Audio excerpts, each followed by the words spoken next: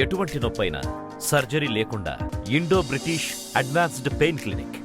అందరికీ నమస్కారం. Welcome to Bhaktivan. నేను రూపానాదెళ్ళ. మనతో పాటు ఉన్నారు భారతీయ సంప్రదాయానికి సంస్కృతికి చీర కట్టినట్టు బొట్టు పెట్టినట్టు మనకి ఎన్నో ఆధ్యాత్మిక విలువల గురించి తెలియచేస్తూ చిరునవ్వుతో ఎప్పటికప్పుడు మనల్ని మంచి విలువలు నేర్పిస్తూ ముందుకు తీసుకెళ్తున్నటువంటి భారతీయం సత్యవాణి గారు మనతో ఉన్నారు. వారిని అడిగి ఇంకొన్ని విషయాల గురించి తెలుసుకుందాం. అమ్మ నమస్కారం. నమస్కారం అమ్మా. అమ్మ, ఈ రోజుల్లో భార్యాభర్తలు ఇద్దరూ ఉద్యోగం చేస్తున్నారు. ఎక్కడ ఎవరి విషయంలోనూ ఎవరు తగ్గే పరిస్థితిలో కనిపించట్లేదు.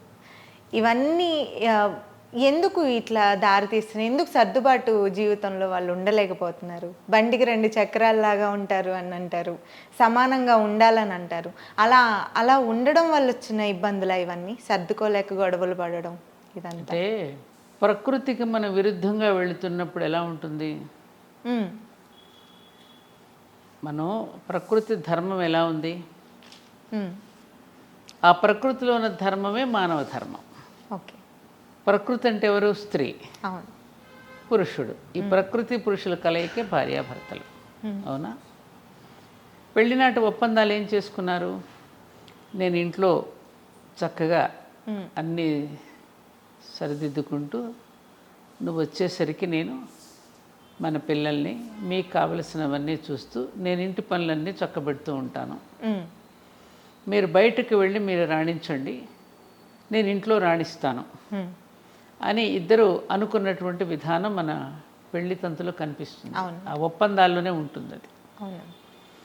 ఇద్దరం బయటికి వెళ్ళిపోదాం, ఇద్దరం బయట ఉద్యోగాలు చేద్దాం అనుకున్నప్పుడు ఏమవుతుంది? స్త్రీకి ఉండేటటువంటి హార్మోన్స్ వేరు, పురుషుడికి ఉండే హార్మోన్స్ వేరు. తిరగకుండా ఉండలేని స్థితి పురుషుడిది, తిరిగితే ఉండలేని స్థితి స్త్రీది. ఆ విధంగా భగవంతుడు పెట్టాడు మనకి. అలాంటప్పుడు దాని విరుద్ధంగా వెళ్ళి బయటికి ఇద్దరు వెళుతున్నప్పుడు రెండింటిని బ్యాలెన్స్ చేసుకోవటం అనేది ఇబ్బంది అవుతుందిగా. ఇంట బయట రెండు నెగ్గుకు రావాలి అంటే స్త్రీకి తట్టుకోలేని పరిస్థితి వస్తుంది. మామూలుగా ఇంటి పనే ఆవిడకి చాలా హెక్టిక్గా ఉంటుంది. మళ్ళీ బయటకు కూడా వెళ్ళి చేయాలంటే బయట ఆఫీసులో ఉండే విధానాలు వేరుంటాయి, అక్కడ ఉన్న ప్రవృత్తులు వేరు, వ్యక్తులు వేరు, స్వభావాలు వేరు. మళ్ళీ ఇంటికి వచ్చేసరికి ఇంట్లో పిల్లల స్వభావాలు, భర్త ఇవన్నీ రకరకాలు, అన్ని విభిన్నమైనటువంటి స్వభావాలే కదమ్మా. కాబట్టి ఈ వైరుధ్యంతో కూడినటువంటి వ్యక్తులు, వైవిధ్యంతో కూడిన స్వభావాలు, వీటన్నింటినీ కూడా నెట్టుకు రావడం అనేటటువంటిది అంత ఈజీ ఏం కాదు. అవునండి. అందుకని నిజంగానే తను సుఖంగా ఉండాలి అంటే గృహలక్ష్మికి మించినటువంటి గొప్ప పని మరొకటి లేదని నా ఉద్దేశం. ఇప్పుడున్న పరిస్థితుల ప్రకారం కూడా కొంతమంది వెళ్ళాల్సి వస్తుంది బయటికి. ఒకవేళ వెళ్ళాలి, నేను ఒప్పుకోను. పరిస్థితులను మనం కల్పించుకుంటున్నాం, మనకి కోరికలు ఎక్కువైపోయాయి. మన పూర్వం నుంచి మనం చూసుకుంటే నేను ఇప్పుడు 4-5 తరాలను చూస్తున్నాను నేను. అవును.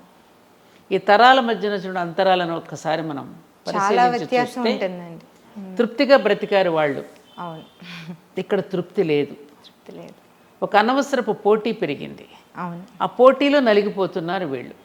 మన ఇద్దరం ఉద్యోగం చేయాలి, లక్షలు సంపాదించాలి, వాళ్ళంత పెద్ద బంగ్లా కొంటే మనము కొనాలి, వాళ్ళంత పెద్ద కారు కొంటే మనము కొనుక్కోవాలని ఆ స్టేటస్ని ఇంకా ఇంకా ఇంకా పెంచుకోవటానికి పరిగెడుతున్న నేపథ్యంలో నలిగిపోతున్నాం అనే విషయం వీళ్ళకి అర్థం కావడం. అప్పుడు స్ట్రెస్కి గురైపోతున్నారు. ఆ స్ట్రెస్కి గురైనప్పుడు ఒకరినొకరు అనుకోవడం, అది తగాదాల దాకా, విడాకుల దాకా దారితీస్తుంది.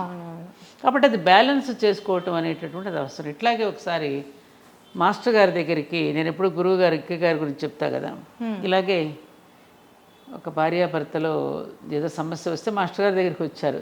సరదాగా ఆయన ఏమన్నారు, ఏమయ్యో నీది తిరగల సంసారమా అని అడిగారు. తిరగల సంసారం ఏంటి మాస్టర్? వీడికి అర్థం కాల.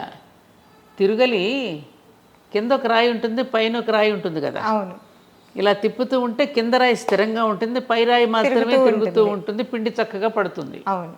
2 రాళ్ళు తిరిగాయనుకో ఏమవుతుంది? పిండి నలగదు కదా. ఇప్పుడు ఏమవుతుంది? 2 రాళ్ళు తిరగడం వల్ల ఇక్కడేమో పిండి నలగదు. ఈ 2 రాళ్ళు ఇక్కడ ఇద్దరు తిరగడం వల్ల పిల్లలు నలిగిపోతున్నారు. అవును. అక్కడ పిండి నలుగుతుంది బాగానే ఉంది, ఒకటే రాయి తిరిగితే. ఇక్కడ 2 రాళ్ళు తిరిగితే ఇద్దరు తిరగడం వల్ల పిల్లలు నలిగిపోతున్నారు. ఎంత బాగుంది ఇది. ఎంత మంచి అందుకనే అడిగానయ్యా నీది తిరుగల సంసారమా అని. కాబట్టమ్మా ఇక్కడ లేకపోతే గడవడం లేదనే మాట వాస్తవం కాదు. మా అందరం కూడా 400-600 రూపాయలు జీతం తెచ్చుకున్నప్పుడు కూడా హాయిగా బ్రతికాం. ఉన్న దాంట్లో సంతృప్తి చెందుతూ 10 మందికి పెట్టగలిగాం కూడా. ఇవాళ ఉందా అది? లక్షలు వస్తున్నాయి, మరి ఎందుకు సుఖపట్టల్లా? ఒకరికి పెట్టే టైం ఒక భర్త 1,00,000 రూపాయలు 50,000 జీతం తెస్తే ఇంట్లో మనం నడుపుకోలేమా? ఎందుకు నడుపుకోలేము? ఇప్పుడు అందుకు దానివల్ల అనారోగ్యాలు కూడా వస్తున్నాయి. నువ్వు అనారోగ్యం తెచ్చుకుంటున్నావు, పిల్లలు పాడైపోతున్నారు, పిల్లల కోసం ఒక ఆయాన్ని నియమించుకుంటున్నారు. వీటన్నింటి వలన మీరు ఏం సుఖపడుతున్నారు, ఏం బాగుంటున్నారు? ఇది ఎవరికి వాళ్ళు పరిశీలన చేసుకుంటే సంసారాలు బాగుంటాయి.